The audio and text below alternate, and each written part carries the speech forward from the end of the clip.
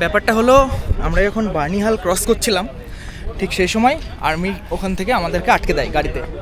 রাস্তায় যেতে যেতে গাড়ির তেল শেষ, ড্রাইভার নেমে বেরিয়ে গেল এখন একটা গাড়িতে করে তেল আনতে। দেবাদিদেব মহাদেবকে সামনে থেকে দেখার আশায় আমরা পাড়ি দিয়েছি অমরনাথ যাত্রায়। আগের পর্বে আপনারা দেখেছিলেন আমাদের বাজারশো থেকে জম্মু তাওয়াই আসার গল্প।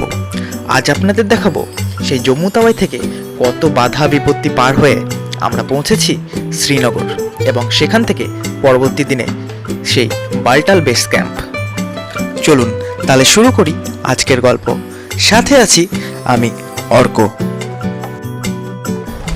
আমাদের যেহেতু বাল্টাল থেকে রেজিস্ট্রেশন আছে, তো আমরা এখান থেকে চলে যাচ্ছি এখন ভগবতীনগর বেস ক্যাম্প।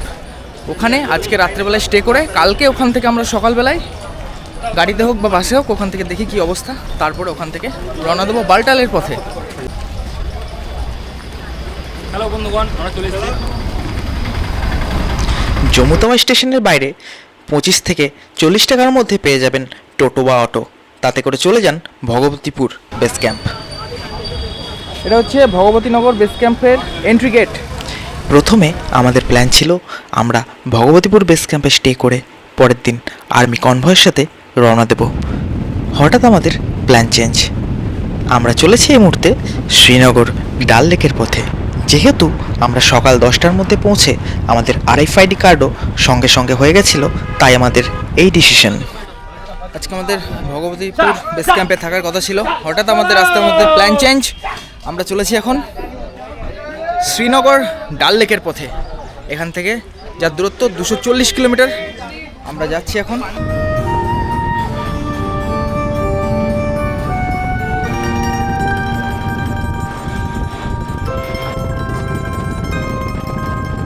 সময় ঘড়ি বলছে দুপুর 2:03। আমরা এখন চলেছি শ্রীনগরের পথে। মাঝে একটা ভান্ডারাতে দাঁড়িয়েছিলাম খাওয়ার জন্য, সুন্দর খাবার। সাথে রয়েছে তাপসদা। খাবার কীরকম ভান্ডারের? অসাধারণ খাবার, ডাল, চাওয়াল, সবজি, পরোটা, সিঙ্গাড়া সব চাটনি কিছুই রয়েছে। কোনো অসুবিধা নেই খাওয়ার। ভেবেছিলাম কোনো ধাবাতে বা হোটেলে গিয়ে খাবো, তো দেখলাম ভান্ডারা আছে, খেয়ে নিলাম এখানেই। বর্তমানে রয়েছে এখন বানিহাল। এখান থেকে শ্রীনগর এখনও প্রায় 90 কিলোমিটার। পৌঁছতে এখনও প্রায় 2 থেকে 2.5 ঘন্টা টাইম লাগতে পারে। রাস্তাতে মিডিল একটু জ্যাম ছিল, তাছাড়া গাড়ি আর রাস্তা দুটো একদম ওকে। এদিকে রয়েছে সবাই, রয়েছে গণেশ দা, সন্দীপ দা। রাস্তায় যেতে যেতে গাড়ির তেল শেষ, ড্রাইভার নেমে বেরিয়ে গেল এখন একটা গাড়িতে করে তেল আনতে। কত দূরে পাম্প তাও জানি না, দেখা যাক, ওয়েট করি কিছুক্ষণ। যে জায়গাটায় দাঁড়িয়ে আছি ভিউটা শুধু দেখার মতো।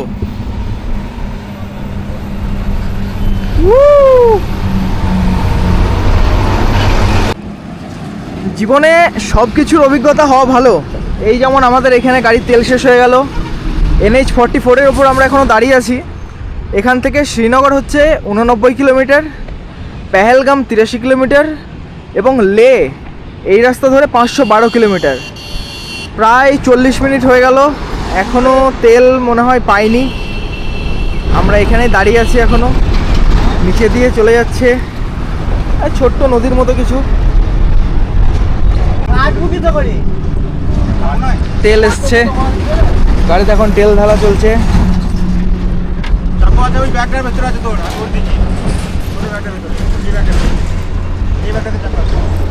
আলাদাই এক্সপিরিয়েন্স, আমার ব্যাগে নেই। সময় তখন প্রায় বিকেল 4টে। প্রকৃতিকে উপভোগ করতে করতে আমাদের যাত্রাপথ হঠাৎ তখন বন্ধ।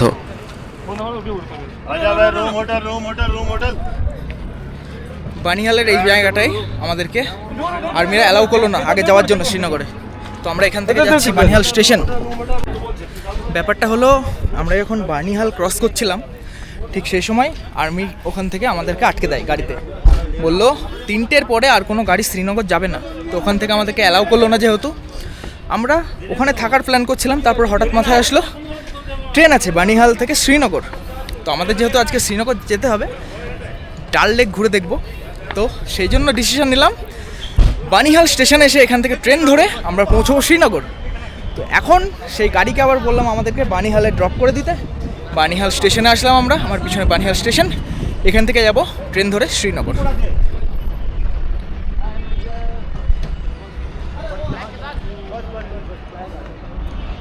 এটা হচ্ছে বানিহাল স্টেশন। একেই বলে কপাল, যদি কপালে থাকে তাহলে পরে রোড ট্রিপে হবে, আবার ট্রেন ব্লগও হবে। আমরা এখন বানিহাল থেকে যাচ্ছি শ্রীনগরের পথে। ট্রেনে জার্নিটা কিন্তু প্ল্যানের মধ্যে একদমই ছিল না। হঠাৎ করে বানিহাল আসার পর আর্মিতে আটকানোর পর এখানে রাস্তা বন্ধ, সেজন্য আমরা ঠিক করলাম এখান থেকে যাব আমরা বানিহাল থেকে শ্রীনগর বাই ট্রেন। তো এখন রয়েছি বানিহাল স্টেশনে, পিছনে দাঁড়িয়ে আছে ট্রেন। এই ট্রেনে করে আমরা যাব শ্রীনগরের পথে। আর ভিউটা দেখুন খালি, পাহাড়ের মধ্যে স্টেশন, পুরো আলাদাই ফিলিংস, আলাদাই। সময় বিকাল 5:10।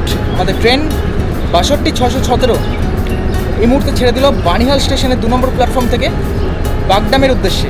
আমাদের গন্তব্য শ্রীনগর। টোটাল যাত্রাপথ 79 কিলোমিটার, স্টপেজ রয়েছে 11টা।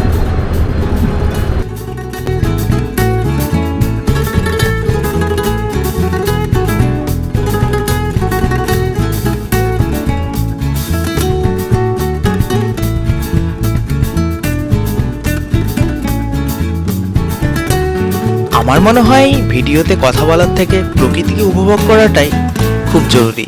তো আমার এই ভিডিওতে যাত্রাপথ এবং প্রকৃতি থাকছে ভরপুর।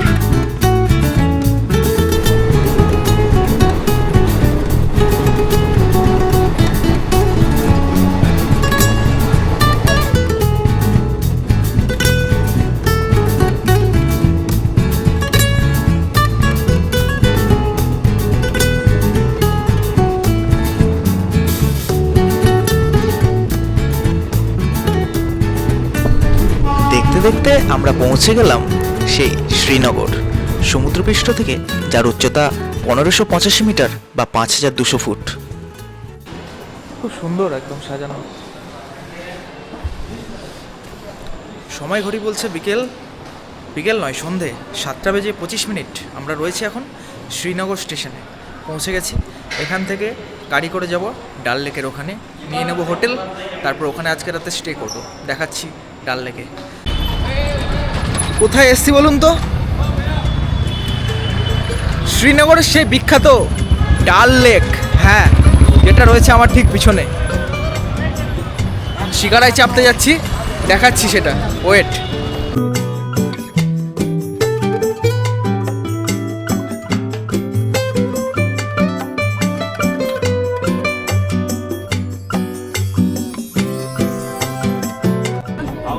শ্রীনগরের সে বিখ্যাত ডাল লেকে আমরা এখন রয়েছি। রাত এখন বাজে 9টা। আমাদের এখানে পৌঁছতে একটু দেরি হয়ে গেছিল, তো ঠিক করলাম আজকে রাত্রেই আমরা শিকারা রাইড করব।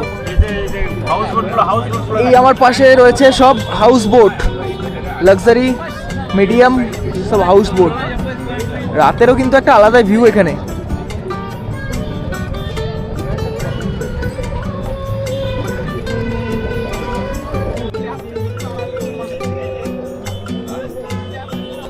ডাল লেকে বসে এক কাপ চা, জমে যাচ্ছে, জাস্ট জমে যাচ্ছে, পুরো অসাম, দারুণ ভিউ। আর এই লাইটটা আগে জ্বালেনি, এখন যখন জ্বাললো না পুরো আলাদাই। স্যার তাপসদা কিরকম এনজয়? ফুল মস্তি। মহারাজা ফিলিং হচ্ছে। সাবাস।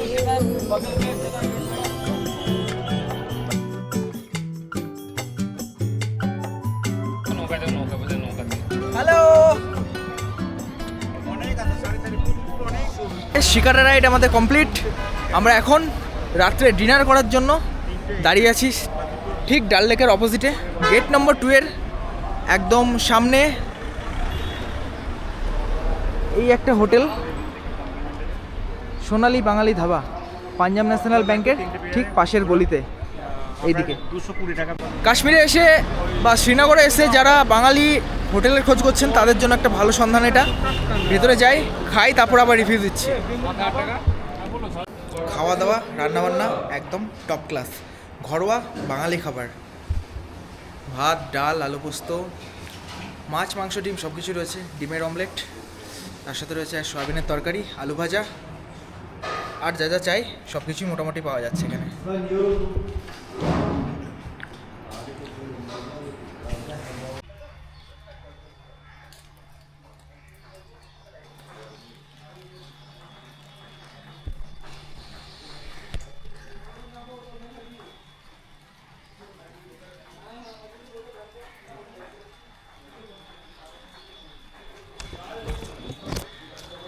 Good morning from Srinagar. আজ 16ই জুলাই 2025। আমরা বর্তমানে রয়েছি শ্রীনগরে। কালকে রাত্রে এসেছিলাম, ডাল লেকে শিকারা রাইড করলাম, তারপর হোটেলে স্টে করেছিলাম। এখন সকাল 7:30 আমরা বেরিয়ে যাচ্ছি বাবা বরফানির উদ্দেশ্যে, সেই বাল্টাল বেস ক্যাম্প। রাত্রেবেলায় ফ্যান চালিয়ে শুতে হয়েছিল, এতটাই গরম ছিল শ্রীনগরে। আর বর্তমানে সকালবেলায় ঝিরিঝিরি বৃষ্টি। তো একটা জিনিস দেখে, আমার সামনে রয়েছে আপেল গাছ। এই যে এটা হচ্ছে একটা আপেল গাছ। আমরা যে হোটেলে রয়েছি সেখানে আপেলও ধরে আছে বেশ কিছু।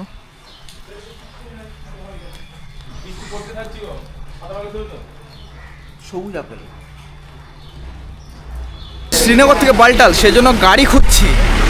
গাড়িতে ভাড়া বলছে এখান থেকে 7 জনের 4,500 টাকা। কালকেও বলেছিল একজন 4,500, আর একজন বলেছিল 3,200, কিন্তু তাকে তারপর থেকে ফোনে পাওয়া যাচ্ছে না। এইখানে শ্রীনগরে বা কাশ্মীরে এসে গাড়ি একটা বড় সমস্যা। এখানে কি বলবো, হুট করে রাস্তায় আপনাকে যে কোনো টাইমে যে কোনো জায়গায় ফেঁসে যেতে পারেন গাড়ির জন্য। তো এটা খুব সাবধান এখান থেকে। এই হচ্ছে আজকে আমাদের গাড়ি, সবাই রেডি। শ্রীনগর থেকে বাল্টাল অবধি ইনোভাতে 4,000 টাকা নেবে। আমরা যাচ্ছি এখন বাল্টালের উদ্দেশ্যে।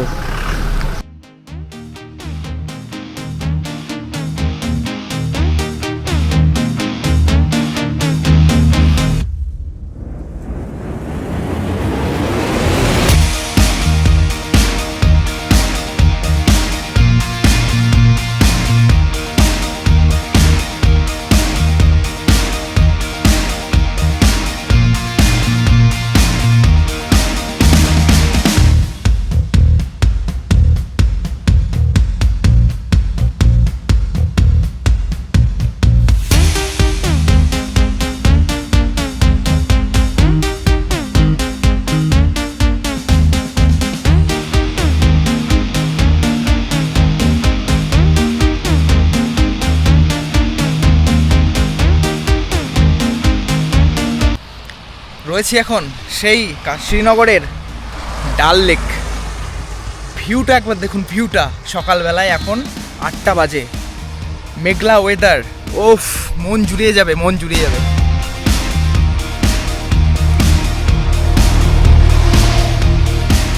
অসাধারণ অসাধারণ প্রকৃতি।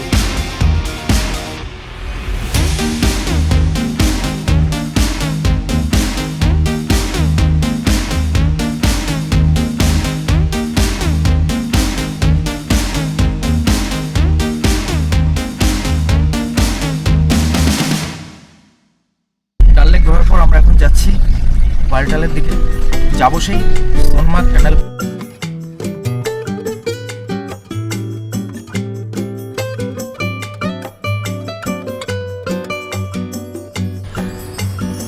ভূস্বর্গ কাশ্মীরের সেই সবুজ প্রকৃতিকে সঙ্গে নিয়ে আমরা চলেছি বাল্টাল বেস ক্যাম্পের পথে।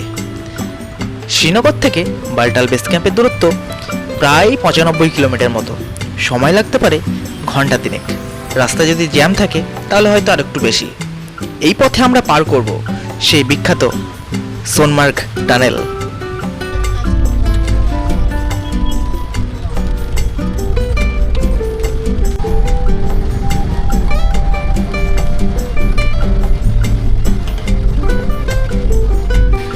চারিদিকে পুরো সবুজে সবুজ।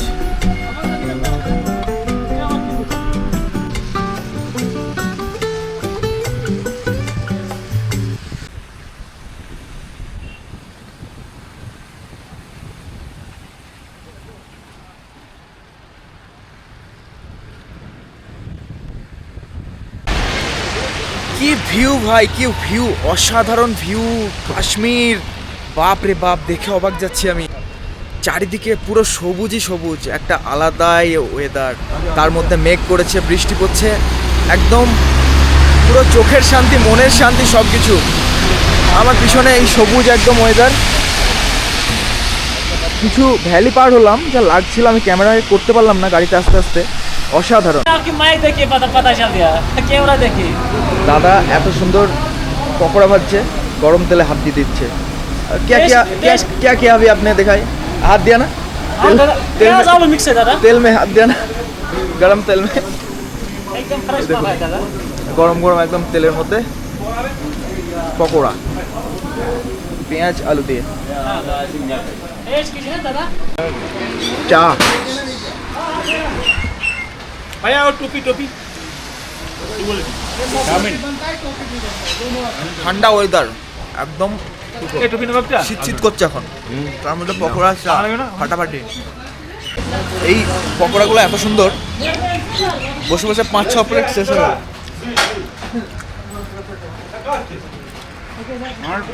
দারুণ দারুণ। চলে এসেছি, এটা হ্যাভেন কাশ্মীরের। ওয়েলকাম।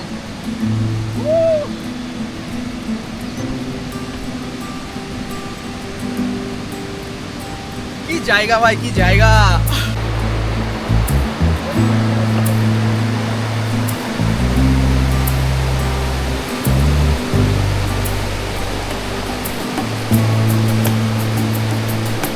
যে ভিউটা দেখাচ্ছি দেখুন,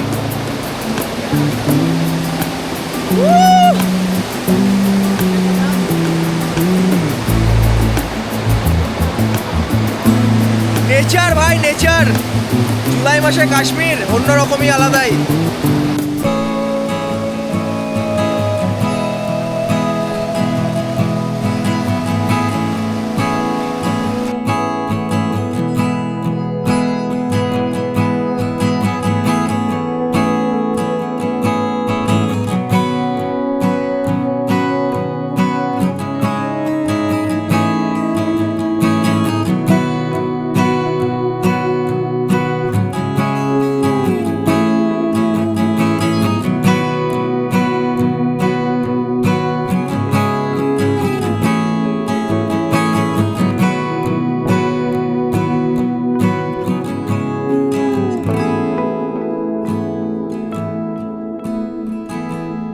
কি প্রকৃতিকে উপভোগ করতে করতে সকলে মিলে হারিয়ে গেছিলেন না?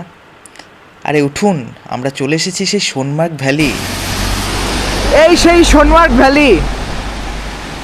আমরা সোনমার্গের ওই ভ্যালিতে যাইনি, ওইখানে ভ্যালিটা দূর থেকেই দাঁড়িয়ে রাস্তার ধারে আমরা একটা ছবি নিচ্ছি।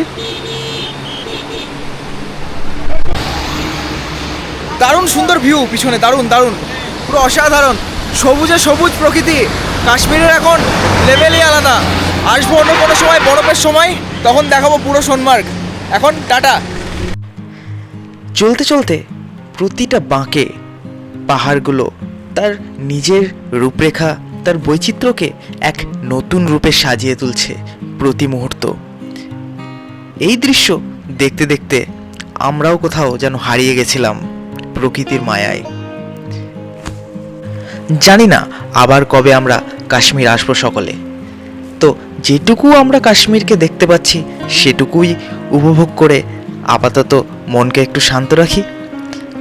কথা দিচ্ছি অবশ্যই আবার কাশ্মীরের এই ভ্যালি, এই রাস্তা, এই নদীর জল, এই প্রকৃতিকে আবার নতুন করে চিনতে অবশ্যই আমি হাজির হব। অমরনাথ যাত্রার আসল পর্ব কিন্তু আগামী 2 পর্বে থাকছে। যারা যারা চ্যানেলে নতুন, চ্যানেলটিকে সাবস্ক্রাইব করে পাশে থাকবেন। ফেসবুক থেকে যারা দেখছেন তারা পেজটিকে ফলো করে নেবেন।